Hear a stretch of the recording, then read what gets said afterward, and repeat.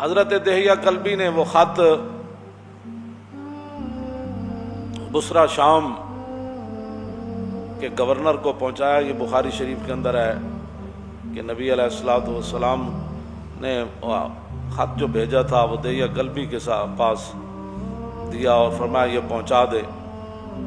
تو قیصر روم جو ہے وہ حضرت ابو سفیان کہتے ہیں کہ ہم تجارت کے لیے گئے ہوئے تھے. تو قیصر روم کو پتہ چلا کہ مکہ مکرمہ کے بڑے بڑے تاجر اور بڑے بڑے قریشی یہاں آئے ہوئے ہیں. تو انہوں نے بلا لیا ان سب کو پکڑ کے لاؤ. کہتے ہیں ہم سب چلے گئے قیصر روم کے پاس. تو اس نے کہا کہ اس بندے کو سب آگے لاؤ جو حضور کے نسب کے زیادہ قریب ہے. تو حضرت ابو سفیان فرمانے لگے کہ مجھے آگے کیا گیا. کہا کہ آپ حضور کے زیادہ قریب ہیں حضور نسب کے. انہوں نے کہا فرمایا ادھر بیٹھ جاؤ. بٹھا دیا. فرمایا میرے ساتھ جتنے ساتھی تھے ان کو میری پیٹھ کے پیچھے بٹھا دیا اور کہا کہ اگر یہ حضور کے بارے میں غلط بیانی کریں تو آپ نے مجھے بتانا ہے. اس نے پھر رسول اللہ کے بارے میں، یہ بخاری شریف کے اندر موجود ہے، اس نے پھر رسول اللہ کے بارے میں سوالات کیے قیصر روم نے.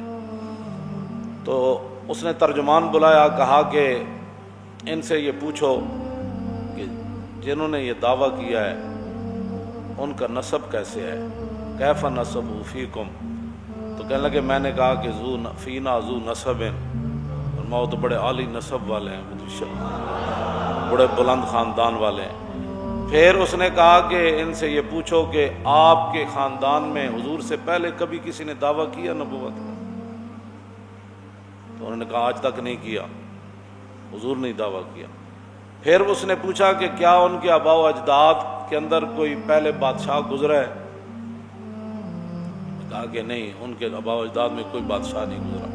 پھر اس نے پوچھا کہ ان کے جو متبعین ہیں، ان کی جو پیروی لوگ کر رہے ہیں، وہ ضعفاء ہیں یعنی کمزور لوگ ہیں یا بڑے خاندانوں والے ہیں؟ تو کہا کہ نہیں، ان کی پیروی تو کمزور لوگ کر رہے ہیں. پھر پوچھا کہ ان کی تعداد کم ہو رہی ہے یا زیادہ ہو رہی ہے؟ کہا نہیں، ان کی تعداد تو بڑھ رہی ہے.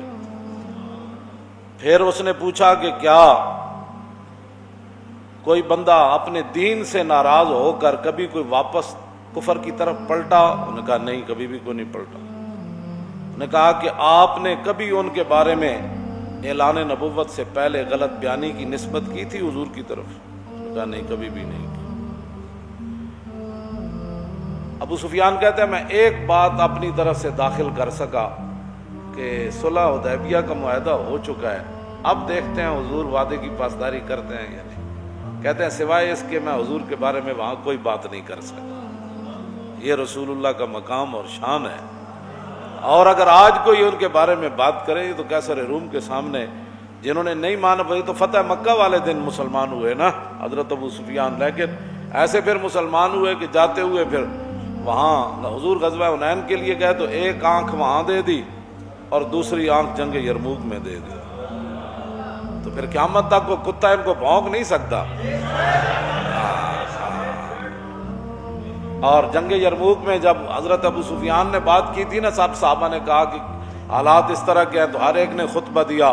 تو حضرت ابو سفیان کہنے لگے اہل اسلام حضر ما ترون، یہ منظر دیکھ رہے ہو ہم کتنے ہیں اور وہ کتنے ہیں، ان کا جنگی ساز و سامان کتنا ہے اور ہمارا کتنا ہے، ہم وطن سے کتنے دور ہیں، ہم ان کے وطن میں لڑنے کے لیے آئے ہیں.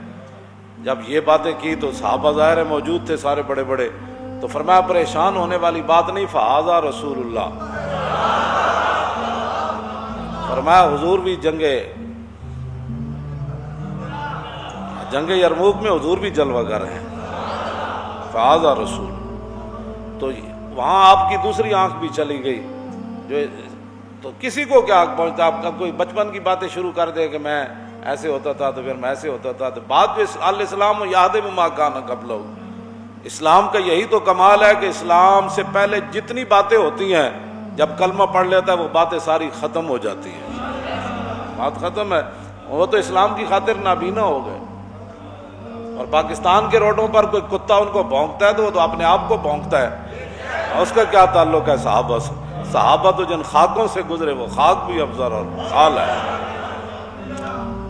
کتنی صداقت ہے. فرمایا میں حضور کے بارے میں کوئی بات نہیں کر سکا، صرف ایک بات کر سکا کہ حضور نے کبھی بھی ایسی بات نہیں کی، لیکن اب دیکھتے ہیں کہ رسول اللہ صلی اللہ تعالیٰ علیہ وآلہ وبارک وسلم جو ہے وہ کیا کرتے ہیں، اب نہیں پتہ۔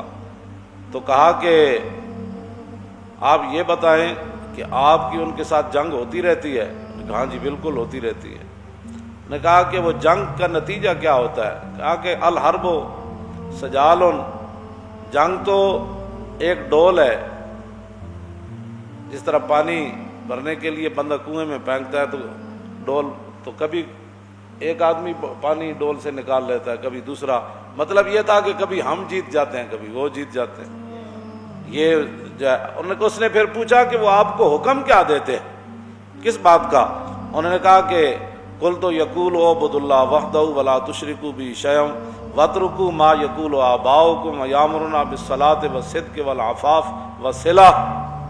انہوں نے کہا کہ وہ ہمیں حکم دیتے ہیں کہ جناب اللہ کی عبادت کرو، اور جن پر تمہارے آباء و اجداد تھے بتوں کی پوجا کرتے تھے وہ سارے معاملات چھوڑو، اور حضور ہمیں نماز کا حکم دیتے ہیں، سچائی کا حکم دیتے ہیں، پاک دامنی کا حکم دیتے ہیں، اور رسول اللہ صلہ رحمی کا حکم دیتے ہیں۔ کہا کہ حضور یہ ہمیں حکم دیتے ہیں۔ اب 11 سوالات کیے اور ان میں سے جواب 9 کے، پھر وہ اس کو ویسے ہیراکل پڑھتے ہیں، ہیراکل یا ہیرکل پڑھتے ہیں، ویسے لوگ ہیرکل کہتے ہیں، ہیرکل یا ہیراکل دونوں طرح۔ انہوں نے بخاری شریف کے اندر بھی اس کا ضبط دیا ہوا ہے کہ اس لفظ کو کیسے پڑھنا ہے، لیکن بخاری اردو بھی کی ہو نا گھر میں تو اس کو سمجھنے کے لیے پہلے 16 سال پڑھنا پڑتا ہے۔